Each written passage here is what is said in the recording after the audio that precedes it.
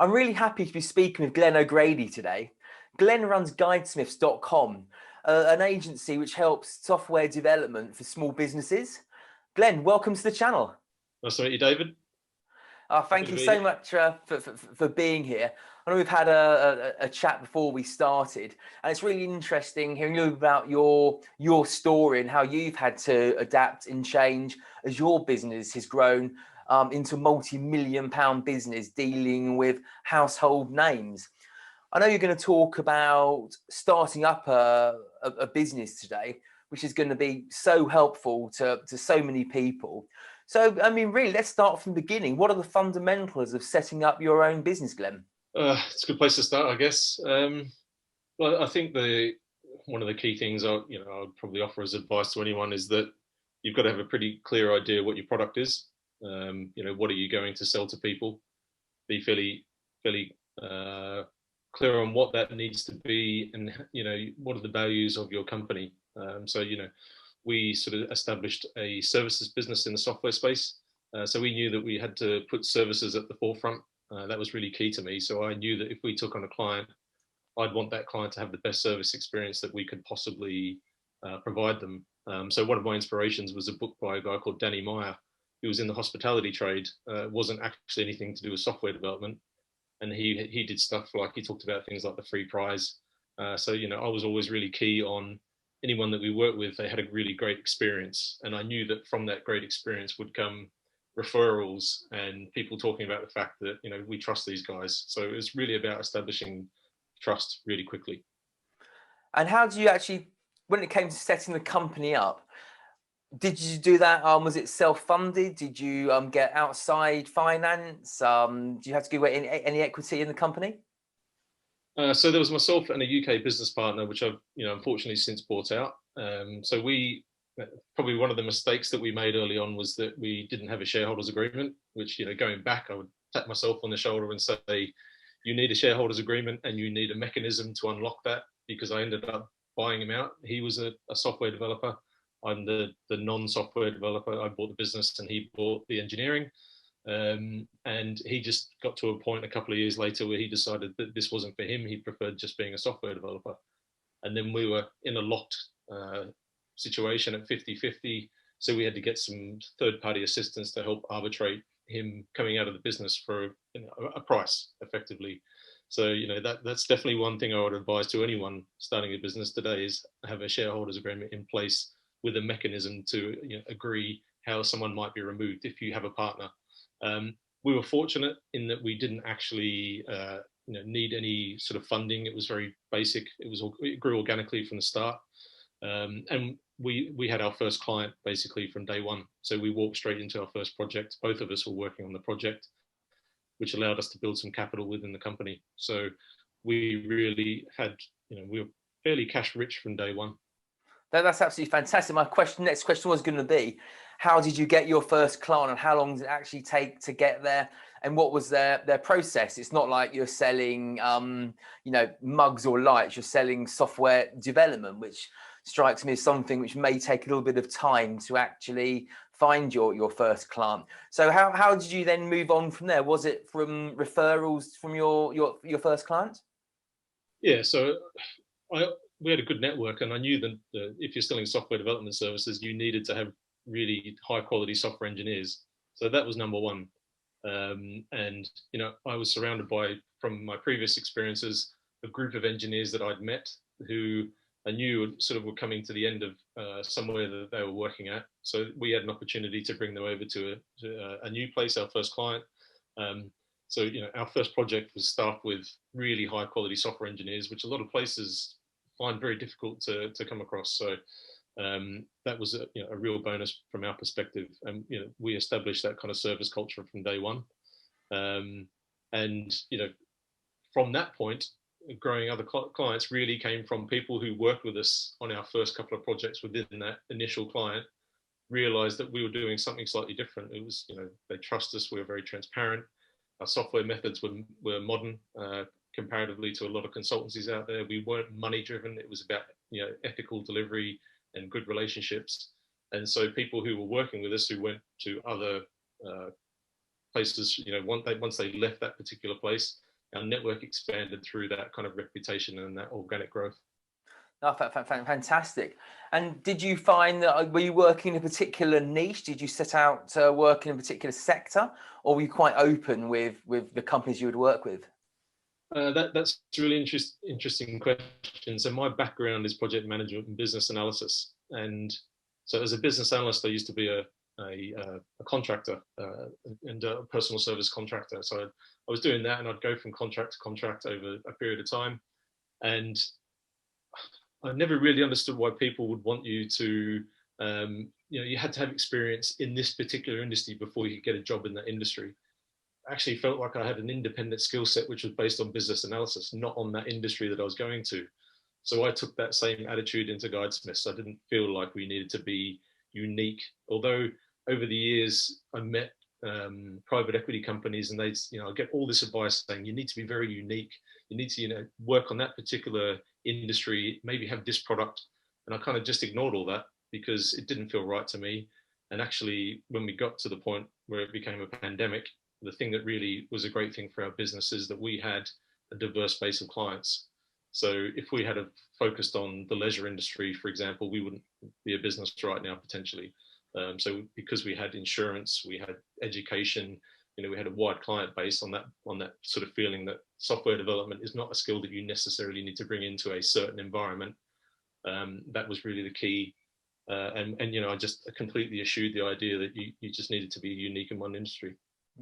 And when you started off, I presume you had some smaller clients and small businesses, as well as the larger ones which you wanted to attract for the big projects. Are small companies still, or sort of one-man band startups, something you still work with, or are there some issues involved there? We do, but we're certainly, it's a different dynamic now that we're a scale business than when we first started. So, because I had this background in IT, project management, business analysis, and I was working with skilled engineers. Originally, I thought, okay, I want to give the capability to anyone that comes along. So I'd love to help small startups and get them on their journey, because I've got this experience and that knowledge of how to build a product with the right people. But that was fine initially. But then when we got to a scale point where we had a lot of engineers, because we're an engineering-based business, it got to the point where actually self-funded startups were becoming a problem for us because of the emotional investment that it took on the software engineers, because self-funded startups have limited cash. They don't. Some of them don't necessarily understand that you need to be sort of involved in the product all the time. They haven't necessarily shaped the product because it might be new. So what I found is it was creating a bit of a turmoil for our engineering teams, and it was kind of burning them out. So we had to develop a new way of working with self-funded startups, and potentially, some we don't work with if we feel like they're not in the right place to work with us, because it becomes a problem for our teams. I can sell it, no problem. Yeah. But, when it starts to lead to churn, that's the biggest concern. And churn was a thing that we really wanted to avoid. We wanted to keep our best people. And then what problems have you found in the actual small businesses? What barriers are they putting up themselves which are affecting their potential growth? Not being clear on potentially what their product is going to be. So, okay. Often I'll sort of talk to people who have this idea that they've got this fantastic product startup and it's going to be huge and it's going to be billions when it gets valued and things like that. The reality is that when you have a product, potentially whatever you think it is when you start, it'll pivot at some point significantly, and that will be the product that takes you forward that's successful. So that kind of clarity around what it is that they're trying to do, and just sticking to your guns, but also being agile, being prepared to change and pivot so that the product survives. I've got plenty of people I talk to all the time, including really good friends who, especially at the point of the pandemic, got to the point where I think, within a day pivoted their product completely, but are now thriving. Some went the other direction because they just weren't clear on what they were doing. So Glenn, perhaps we could just move on to business strategy. What have you learned over the last few years that you've really taken forward now and you can help other businesses with? Good question, mate. I think what I discovered was that when I got into starting up the business, is that people were telling me that you needed a 5-year strategy and things like that. And I thought, well, we're a software development company that we're built on this idea of agile and being sort of really sort of flexible and can pivot very, very quickly. It was remote first when we started, but, it was never, we had to have an office. It was always remote. So I never really bought into the idea that I needed a 5-year plan. But I wanted a 1-year plan, and I wanted some really key priorities that the team very clearly understood. So for me, the strategy side of things was about building a kind of a single business plan, very clear, very short, 1 year, which some people may not like, but I found, from a software development perspective, it sat well within the way that we work and our sort of ethos as a company. So being very clear on where we wanted to get to within that year, filtering that down to all the people involved in the business so they were fully aware, and so that everyone was bought into the direction that we were heading and understood the key priorities. And if those priorities changed, we would meet and we would discuss with the team that those priorities have changed, but we're still aiming for this revenue number, for this EBITDA number, for this percentage of growth, acquisition of these number of customers. So being really clear on that and making sure people understood that was part of the success. And as things change, how much do you as a company actually invest into your staff, into your developers? Are you sending them out on courses? How are they keeping up to date with programming language? So we one of our sort of values is to help with training, making training a real key education for our software engineers, but we don't kind of dictate. So we essentially give our engineers a budget, their own budget for training, and then they can go and allocate towards themselves what sort of training they require. So it does vary. Some actually prefer to learn English rather than work on an engineering-based training course. So it really depends on them. But there's a couple, certainly senior engineers, who we urge maybe towards. So for example, being an AWS partner, Amazon Web Services. So we've got a couple of our lead engineers who are becoming sort of proficient in that side of things to help us get on the partner ladder with AWS. But aside from that, it's really down to them and their desire with the budget that they've got. And is that on the AWS in particular? Is that so for your own company's benefit, or so you can open up another channel to your clients for them to get onto AWS? So it was part of the strategy. One of our sort of, when we got to a certain scale, we wanted to be an AWS partner. We didn't feel it was the right thing to do early in the kind of journey of the company, but because we've got now something like 100+ engineers working on various different projects. Oh wow. We felt like it was important to really get onto the AWS ladder, as well as, so we're looking to partner with Azure as well, because those two kind of platforms are, in terms of the cloud, is where the majority of our customer base deploy onto. And, so certain engineers indicated that and showed kind of an acuity towards that type of DevOps and understanding of deployment into the cloud. So that they kind of almost to a certain extent volunteered themselves into those specific areas. So it sort of grew from there. But it's a really important growth step, I think, for a scaled company in the software sort of engineering consultancy space, to have some form of partnership capability with AWS and Azure, so that one, it can help you be introduced to new clients, and two, your skill sets are well known to be sort of certified for your clients. And in your 1 year sort of strategy, how often are you going back to that to adapt and change that? When will your strategy, for instance, for 2022, when will you sit down and develop that? Good question. So we brought someone in to help us with strategy at one point, because I felt like I wanted to just create a step between myself and the team and not be the person who was driving the strategy the entire time and feel like I was a bit of a dictator about the strategy. I was really conscious of that. So I brought in someone independent to help. So we did a 3-stage process of 3 workshops over 3 months, and actually brought the team. It was part of the succession planning as well. We brought the team into that process of building the strategy with us. And it was a 1-page. So what we had was a 1-page business plan.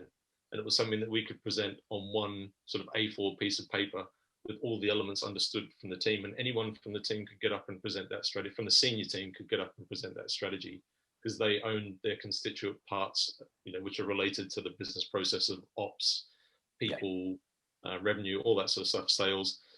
So it was presented as a one-page business plan. We got a designer to come along and create the plan for us, and then we presented back to the third-party person, and that became our really central point from where everything grew from that. We had a revenue number, we had a growth number, we had EBITDA targets, people targets, and then our budget was related to that because the budget was fed into it. So everything was kind of interconnected around that one-page business plan, which was presented to the entire business, especially the senior leadership team, and everyone knew that any point in time that we would always refer back to that. So the pandemic was a really good example of having impact. So when the pandemic hit, we got hit by 30-40% in about 3 days flat. So we went back to our business plan, we went back to our budget, everything was kind of revised downwards, and then we had a really strong period of growth very quickly after that, which was slightly unexpected, but I think most people in this sort of the space that we're in are now starting to see that. So we went back and we looked at everything and we referred back to our budget, our one-page plan, because like I said, we're a software company, so we always want to be agile, but we're always referring to that plan, that strategy. Everyone is referred back to it, especially from a senior leadership team perspective. And how did you, in terms of your growth from you and your business partner initially, then taking on the engineers, how did you learn the recruitment process, the HR person, and who were the right hires? Was that a big learning curve? Did you make any big mistakes in that process? So we've been pretty fortunate that our churn rate's always been less than, I think, 2% for the entire time. Obviously, as we get to scale, it becomes more difficult to hold on to people all the time. But in a way, I was fairly fortunate because when we started, we were kind of a UK software development consultancy. So essentially, we had a group of contractors who we knew from previous engagements, who we brought in to work on our initial projects. But actually, I felt uncomfortable with that kind of model because I felt like a recruitment agent just taking a markup on contractors' rate. And it didn't feel actually being a software consultancy to me. It just didn't feel right. And then I had a Hungarian guy and a Spanish guy working on our second project. And both of them approached me and said, well, the Hungarian guy said, I've got this little team over in Hungary. Would you be interested in sending some work out there? And the Spanish guy said, well, I've just done an MBA in the UK. I've really enjoyed it, but I want to move back to Spain. And I seized on an opportunity for that. And he moved back, within about a month. And then Guidesmith Spain was born.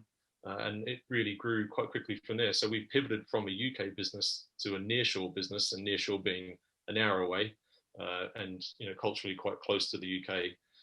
And from that, I didn't really have to deal with the HR side of it because the delivery side is where all the people are. So I only had a couple of people based in the UK working for me in the senior leadership team. But my business partner, Felipe, he was the one that kind of dealt with the majority of the people issues because he was on the delivery side of things, and that's where the team really grew. It was still obviously really important. We spent a lot of money and time on culture, low churn, and keeping people happy. So we really focused on the type of things that essentially gave them self-empowerment, really, because we were a remote first company anyway. So we've never really pulled anyone into an office and told them what to do. And what other key hires have you made? So sales. So a few years ago, I got the sort of first salesperson in. Getting yourself at the center of everything as the founder or co-founder, especially on a sales level, and managing finance, you realize that you're essentially the value that you're providing when you're continually doing all these roles yourself suddenly starts to diminish very quickly when you get to a certain scale. So getting a salesperson in, and it was someone I knew and I worked with and I trusted and I knew was a good networker. That was a really key hire for me. And then, like any business of scale, you've got these business processes like ops, people, HR, all, so the standard ones. We've now got a director of ops, a director of delivery, a finance director, and managing director, which is the salesperson, and a sales director. So everyone sort of falls into place at the right time when the scale and the finance can deal with it. And if someone takes investment, they can probably get all those quite quickly. But we sort of built it up over a period of time when we knew the revenue could deal with it. So is that a case you built the revenue by actually being quite frugal with the amount that you and Felipe took out of the company? You kept the money in the company to aid your future growth? Yeah, so certainly for the first 3 or 4 years, I mean, I'm someone who doesn't really cope well with debt. So I like seeing money in a bank account kind of thing. Felipe's attitude was a bit more kind of risk focused, and he's like, I don't like seeing too much money in the account. But actually, I was always worried about something like a kind of a bit of an apocalyptic event, and I never expected it to be a pandemic. But I was always worried about 2 or 3 clients who of a decent size, within a couple of days saying, we've had some issues on our side, so we're going to have to get rid of, you guys as our sort of software engineering partner. And I didn't want to then not have a runway of cash that could deal with that type of event. And then it turned out the pandemic came along, and actually financially we're in a great position because I always felt we had at least 6 to 8 months of cash. That meant that we, if we went really badly and we stayed just losing clients after clients, that we weren't going to have to make anyone redundant for as long as we possibly could. So yeah, I've been, certainly for the first 3 or 4 years, I hardly took any money out. For the last few years, I have, because it can, the cash, and I've got an understanding of exactly what we need to keep the company running for a period of 3 months should we get no income. And that's through having the finance director. So when we get to, Philippe and I, when we get to a certain threshold, we know that we can take money out safely. Yeah. And have you ever refused a client? Do you ever think actually we're not a good fit with them, and you just said actually refuse their business? We don't really refuse. We politely say we're probably not the right partner for you. So we have done that. Some of it's because the tech doesn't match and we don't have the people to match to it, and so therefore we'd be kind of scrambling to try and meet the requirements, and it wouldn't really be comfortable. Because we have certain skill sets that, if you've heard of Node, .NET, things like that, React, we've got those sort of key skill sets, but not other sort of niche particular languages. So we have done it, but typically if someone wants to do it at scale, we try and avoid that because it's not really our sweet spot with our team and our engineers. And then there's the kind of classic self-funded startup person who comes along who has probably not too much idea about their product, what they're trying to do, but grand ideas. If we don't feel like they've got some sort of control over what the product needs to be, then we'll probably say that we don't necessarily think we're the right people to work with you, because we know that we'll end up being the product owner, which is a dangerous thing for a software partner, for someone to own someone else's product. Okay. And how is I know apps are one genre which you work in. How has the growth in that been over the last few years? I mean, the growth in terms of people just wanting apps and building apps and any form of applications has been obviously massively large scale. Otherwise, we wouldn't have got to where we are today. And especially in the last couple of months, or the last year or so, obviously with companies having to sort of pivot towards digital because their kind of people-based products have obviously, a lot of them have tanked. They've needed to build digital apps and think about their products as digital apps. So I think it's never been more key than right now, and it is scaling all the time. And I'm always amazed at when you see a new idea come through, because you just think, how's it possible with so much out there? Yeah, and in terms of app development, obviously, how long is a piece of string? You probably work with some quite complex apps. What would be an average duration from a client approaching you to you actually having the app delivered and available to download on the store? That's probably one of the worst questions you can ever ask as someone who owns a engineering company. Because all software engineers sort of sit back and go, well, I can't give you an estimation on that one really too clearly. But that's one of the things that we've always tried to do as a business, is to give a clear estimation. And in my spare time, because I'm in a chairman role, I've got a bit more spare time, I've been dealing with people and helping people out for free. Because, so for example, there's a guy I know who owns a meat distribution business, and I think the software partner took on the project right at the beginning of the pandemic as a panic project, panic estimation, and it was completely underestimated. He's really suffering. He can't get the product out digitally. So having an estimation is really important, but committing a timeline is really difficult for a software engineering company. But so I think I think most people would say 6 months is 6 to 12 months. But saying like committing that, I know that if my software engineers would be watching this right now, they'd be kind of stabbing me in the back because they wouldn't be happy with what I've just said, because it depends on really what the client wants and what sort of scale they need it at. And I think, apps have, certainly in my view, reputation for being a very costly investment. I know I spoke to one startup in a previous interview, and he was quoted £114,000, which he just simply couldn't afford. He actually went away and learned to code it himself and got the product out there, sort of MVP level. But will it become that? Obviously, for my website, I've done that all myself on WordPress. Will that come true to apps as well? Will businesses be able to actually do a basic app by themselves on a platform equivalent to WordPress? I think the answer is yes. And, I think there's something called low code. And I don't know too much about it personally because I'm not the techie within the business, but there are techniques and tools out there at the moment which is allowing people to do more with code. Certainly, as with machine learning, AI, all these sort of things coming into play, I think it's pretty obvious that that's probably something basic in app terms and digital app terms is probably already possible. It's only software engineering partners will be for the more complex things, which is what we really do. Things like WordPress and. If you want to get a basic site up and running, you should be able to do that if you're really determined. I mean, if you just genuinely don't understand tech and you're not interested in tech and you value your time at other parts of the business, then obviously go and get a third party. But you can do these things yourself. But some people just don't have that kind of within them. Will websites still be relative in 5 years' time, or do you think everything will be app-based? That is a really tough question, but I think you're probably right that things will move more towards the smartphone. My children, teenagers, they're constantly on their smartphone.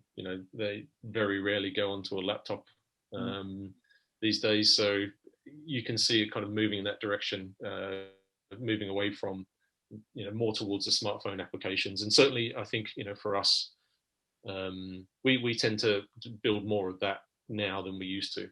Yeah, when I asked that question, I was literally speaking to a friend who lives in Italy just before we started our conversation, and they started up. His two kids who are like 10 and 7 have got a YouTube channel which they started last year in the pandemic, and basically it's doing translating English to Italian to English. And they've got something like 5,000 subscribers now, just grown completely organically. And I said, as a throwaway comment, they're going to be on TV soon. They're going to be TV stars. I said, no, they don't even know what TV is. They don't look at a television. They don't even look at a website. They literally just look at apps now. And I just thought that was just really, really insightful how the future generations are going to interact with technology and where their eyeballs and their time's going to be spent. Totally. And so a couple of the kids I know who are sort of friends with my daughter, they're trying to start their own sort of little e-commerce products and things like that, but it's all done through Instagram, it's all done through WhatsApp. There's no, they're not going and setting up websites and things like that. They're actually building influence through social media platforms and things like that. So, and their attention span is very light compared to the majority that I've seen experienced in terms of how they interact with the smartphones. The attention span for things is small. So appealing to your audience in the future is not going to be through building kind of web-based apps and things like that. It's going to be through short e-commerce interactions. And putting you in the spot, slightly diverting slightly, it's always occurred to me that television actually is quite an antiquated delivery system, whereas at the moment as well in England we've got a TV show, or it's been a series called The Pembrokeshire Murders, which I've watched, but since I've watched it I must have seen it being advertised 40 or 50 times. Hugely annoying. Will there be room for software companies to develop software for the major broadcasters to actually deliver targeted advertising? How far away are we from that, would you think? So I happen to know that that's already happening, just because Oh, I've someone who works for Guidesmiths as a business analyst on one of our clients. The previous project that he was working on was targeted advertising for a pretty well-known broadcaster in the UK. So very specific. So it's already happening and well and truly underway. Especially, and the broadcasters all know that their models completely changed, 5 years ago or something like that, and some are scrambling to catch up, but the smart ones got in there in quickly in advance, and some are very much doing the targeted advertising. oh, it's fascinating. And I know that you now, you're co-chairman of Guidesmiths. What led you to actually step away from the day-to-day running of the business, and what effect has that had on the business and its growth?